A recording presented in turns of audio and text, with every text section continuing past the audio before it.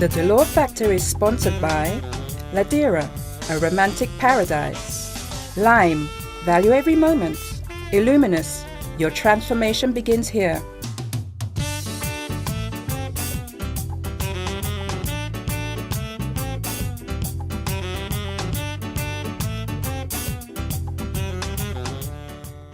The greatest and most challenging battles are those within ourselves and our mind.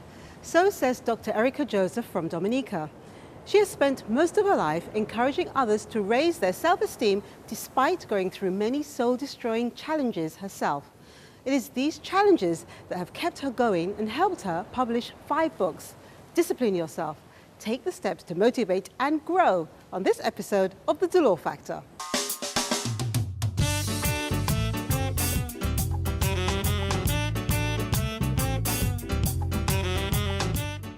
Hello, welcome to the Dolor Factor. I'm Delia Dolor. As I said earlier, we're in Dominica and we are so excited to be here. And our sponsors are Jungle Bay Resort and Spa. Thank you so much for your continued support. When we first started looking at producing some of the shows here, I asked many people what did they want to talk about. And of course, some common things came up: relationships, health.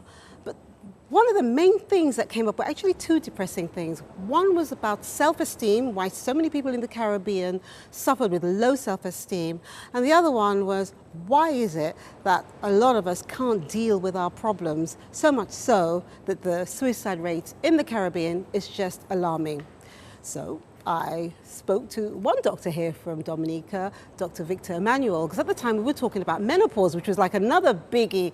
And in talking, he said to me, what about another doctor, Dr. Erica Joseph, she's just an amazing woman. She's done a lot of studies. She's written about women's issues. And I really think you should touch base with her. And I'm so glad I did. And she's right here with me now. So thank you so much, Doctor, for being on the Dolor Factor. Well, thank you, Ms. Dolor, and I must say that I am happy that you extend your courtesy to the island of Dominica, the Commonwealth of Dominica, and we'll do our best to make you welcome.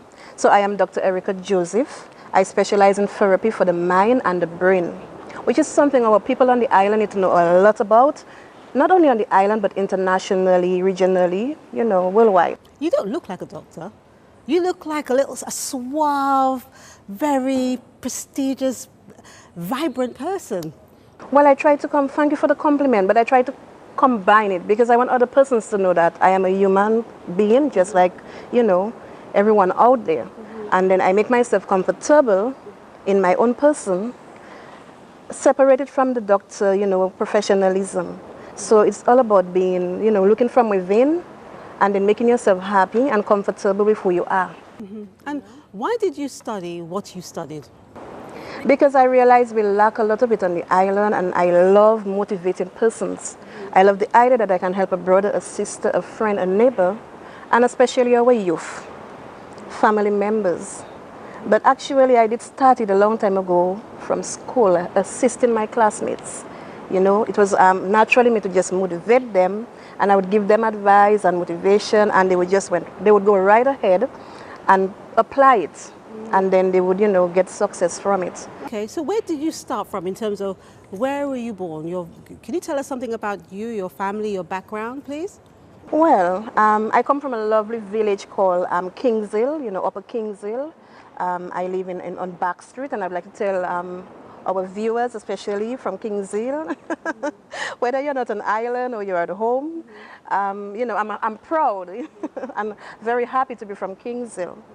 And we do have some good professionals, not just from Kingshill, but from Dominica on a whole, that are so talented and gifted. But what about your family?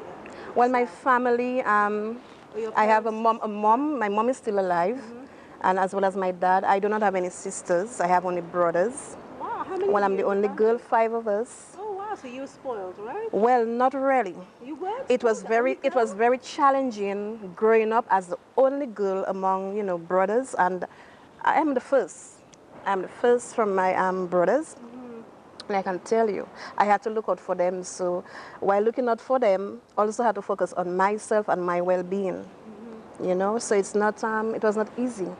Okay. It was very challenging growing up. Okay. So You say it was very challenging, but I'm sure from what you're going to say to us later on in the program, those challenges made you or formed part of who you are today, would you say? Well, yes, I can say that because of the challenges that I've experienced, it shaped me and molded me into a better, stronger person with a really strong and healthier mind. Okay, okay. So from your childhood going to school, you said you were always encouraged by kind of helping people and so on and so forth.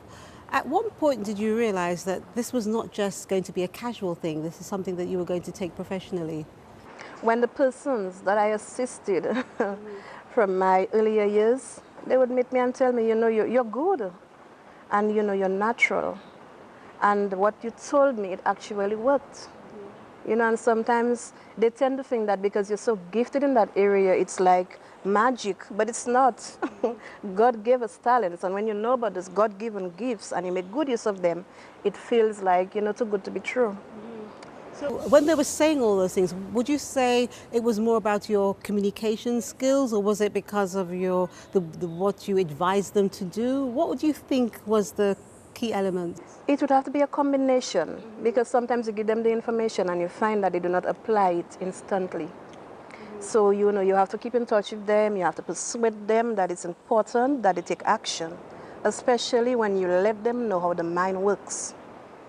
Because when you look at the steps that the mind goes through before you can really get manifestation, or, you know, for whatever that you want in life, whatever success that you want in life, you're better able to apply what you have to apply.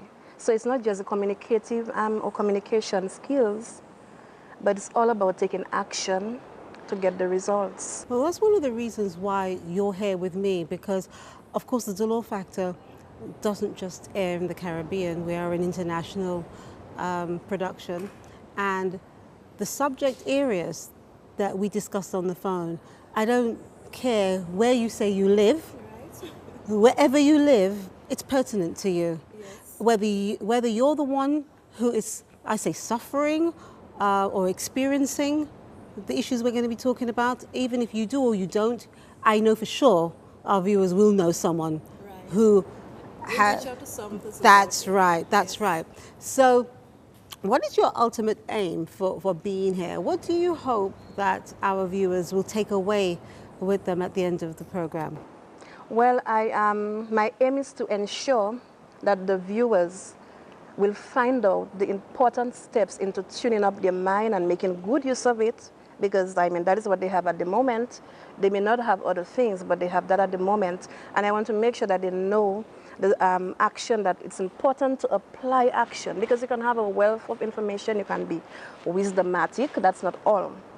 You have to know how to apply the action. So I would really like them to absorb that information, you know, and look within themselves, and we do not need to know what circumstances they are faced with if they intend to keep that to themselves. But what they need to know, however, is how to apply the action in order to get the results. It's important. And I think what also is very important is not knowing not only how to apply it, but to take that first step to apply it, because that is so important. A lot of us, we do know that we need to change our lives. Right. We do know that we need to do something. Right. Sometimes we know what that first step is, and we procrastinate, we don't do it. Sometimes we don't know, and we use that as an excuse. Because we don't know, we just stay stuck in that rut. Well, we should have no excuses, because we know that what we are going through at the moment is detrimental, it's sad, it's making us unhappy. Mm-hmm. It is bringing down our self-esteem. It is terrifying us to the fact that we feel to ourselves that there is no purpose for living anymore. And the fact that we are going through that, or whoever is out there experiencing that, we need to stop relying on ourselves at the moment, and we could at least find persons within our society, our family members, because sometimes we have one or two family members, they are concerned, you know, they care, and when they reach out to you, do not just shun them off and brush them off and turn your back. Mm-hmm. So we need to let them know that no excuses, no more excuses. And I think that we're on the right track here. When we come back from the break, we're going to be talking about this in more detail, so stay with us.